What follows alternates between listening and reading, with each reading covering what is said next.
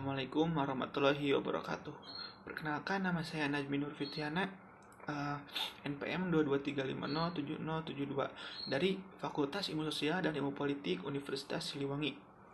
Di sini saya akan menganalisis tentang perbandingan demokrasi antara Indonesia dan Amerika.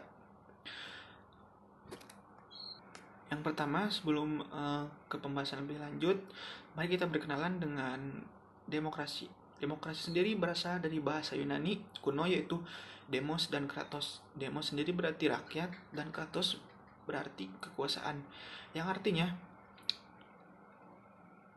apa yang digabungkan secara harfiah, demokrasi adalah kekuasaan yang mutlak oleh rakyat. Demokrasi merupakan suatu bentuk atau lembaga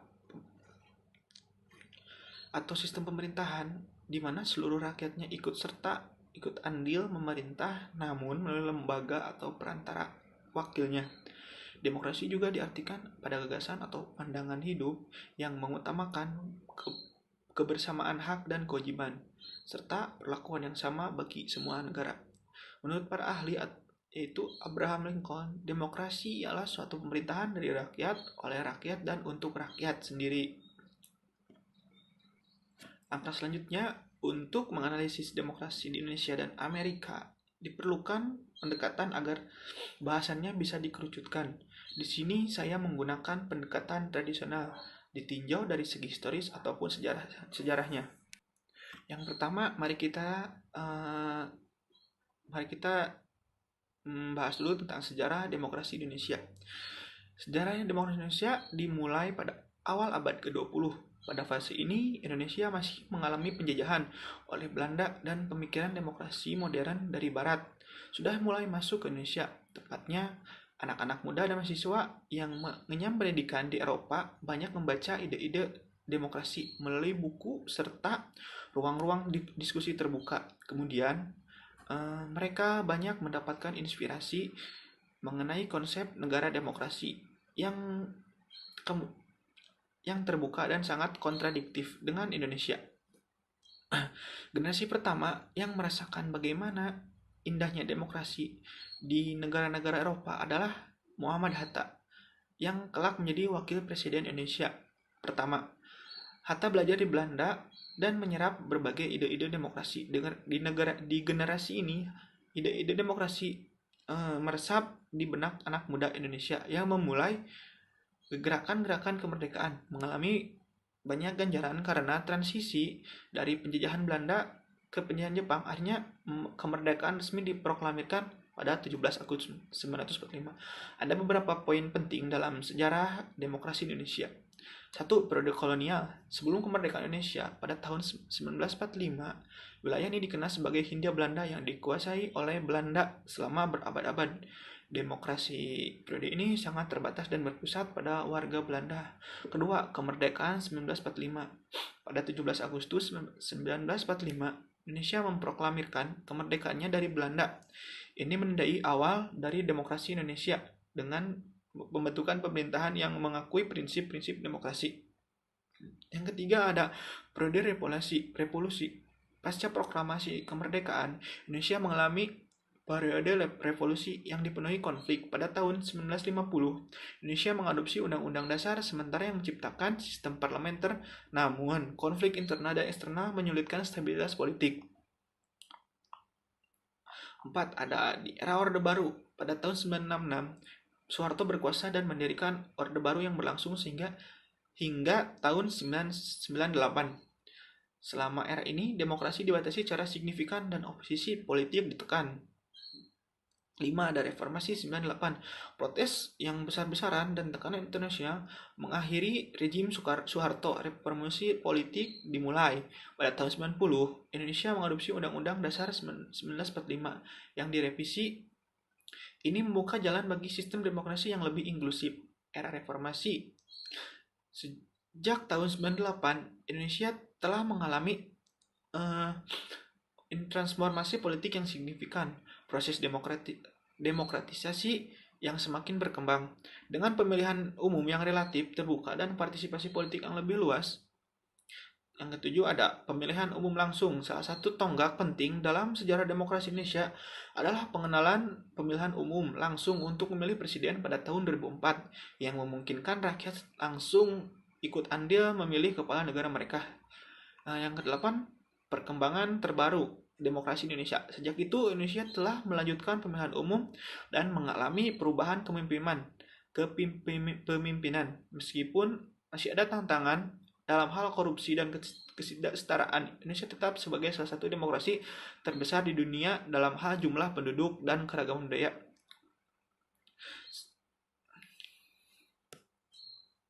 Selanjutnya, kita bahas tentang demokrasi di Amerika Serikat.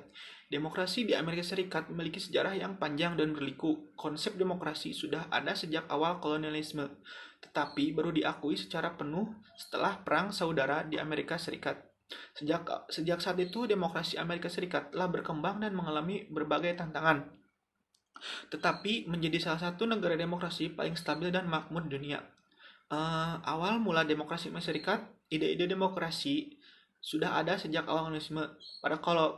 Para kolonis Inggris yang datang ke Amerika membawa nilai-nilai demokrasi dari Eropa, seperti kebebasan berbicara, kebebasan beragama, dan hak untuk berserikat. Nilai-nilai ini kemudian berkembang menjadi dasar demokrasi dari negara Amerika Serikat pada tahun 1776. Koloni-koloni Amerika memproklamirkan kemerdekaannya dari Inggris. Proklamasi kemerdekaan Amerika Serikat menyatakan bahwa semua manusia diciptakan sama dan memiliki hak-hak yang tidak dapat dicabut, termasuk hak untuk hidup, kebebasan, dan mengejar kebahagiaan. Pernyataan ini merupakan dasar dari demokrasi Amerika Serikat. Kedua ada Konstitusi Amerika Serikat. Pada tahun 1797, Kongres Kontinental kedua membentuk sebuah konvensi untuk merumuskan Konstitusi Amerika Serikat. Konstitusi merupakan dokumen hukum tertinggi Amerika Serikat menetapkan sistem pemerintah federal yang demokratis. Konstitusi Amerika Serikat memberikan kekuasaan kepada rakyat untuk memilih perwakilan mereka di pemerintah. Konstitusi ini juga menjamin hak-hak dasar warga negara seperti kebebasan berbicara, beragama, dan hak untuk berserikat. Ada Perang Saudara Amerika. Perang Saudara Amerika terjadi pada tahun 1861 dan 1865, merupakan titik balik penting dalam sejarah demokrasi Amerika Serikat. Perang ini dipicu oleh perselisihan antar negara-negara bagian utara dan selatan tentang perbudakan negara-negara bagian utara yang mendukung penghapusan perbudakan, penangkapan perang. Hasil perang ini mengakhiri perbudakan Amerika Serikat yang memperkuat demokrasi di negara tersebut. Perkembangan demokrasi di Amerika Serikat setelah Perang Saudara Amerika, demokrasi di Amerika Serikat terus berkembang. Salah satu perkembangan penting adalah perluasan hak pilih. Pada tahun 1870, amandemen ke-10 ketiga Konstitusi Amerika memberikan hak pilih kepada para kulit hitam. Pada abad ke-20, hak pilih diperluas untuk wanita. Amandemen ke-19 Konstitusi Amerika Serikat yang disahkan pada tahun 1920 memberikan hak pilih kepada perempuan. Selain perluasan hak pilih, demokrasi Amerika Serikat juga berkembang dalam hal partisipasi masyarakat. Semakin banyak orang Amerika yang memilih terlibat dalam proses politik, baik sebagai pemilih, sukarelawan, maupun pejabat terpilih. Oke, tadi kita membahas tentang sejarah demokrasi dari Indonesia dan Amerika. Sekarang kita masuk ke ciri-ciri demokrasi di Indonesia. Yang pertama, ciri-ciri demokrasi di Indonesia ada sistem presidensial, di mana Indonesia memiliki sistem presidensial dipilih secara langsung oleh rakyat dan memiliki kekuasaan eksekutif yang besar. Kedua, ada pemilihan umum. Terdapat pemilihan umum secara berkala untuk memilih perwakilan di berbagai tingkat pemerintahan, termasuk presiden, parlemen, dan pemerintahan daerah. Tiga, pluralisme politik. Terdapat beragam partai politik yang aktif berkompetisi dalam pemilihan umum, mencerminkan keragaman politik di negara ini. Keempat, ada HAM dan kebebasan pers. Di Indonesia memiliki undang-undang dasar yang melindungi hak asasi manusia dan kebebasan pers, meskipun implementasinya kadang-kadang menjadi tantangan. Kedua, ada ciri-ciri demokrasi di Amerika Serikat. di mana sistem presidensial Amerika Serikat juga memiliki sistem presiden dan dengan pemilihan presiden yang terpisah dari Kongres. 2. Konstitusi Amerika Serikat memiliki konstitusi yang mendefinisikan pembagian kekuasaan antara pemerintah dengan negara bagian serta melindungi hak-hak individu. Ketiga, ada sistem dua partai. Sistem politik Amerika Serikat didominasi oleh dua partai utama, yaitu Partai Demokrat dan Partai Republik. Meskipun terdapat pula partai-partai yang kecil. Selanjutnya ada 4, kebebasan berbicara. Amerika Serikat memberikan penekanan yang kuat pada kebebasan berbicara yang dijamin oleh amandemen pertama konstitusi. Kelima, pemilihan umum dan electoral college. Presiden Amerika Serikat sendiri dipilih melalui electoral college, di mana setiap negara bagian memiliki peran dalam menentukan hasil presiden.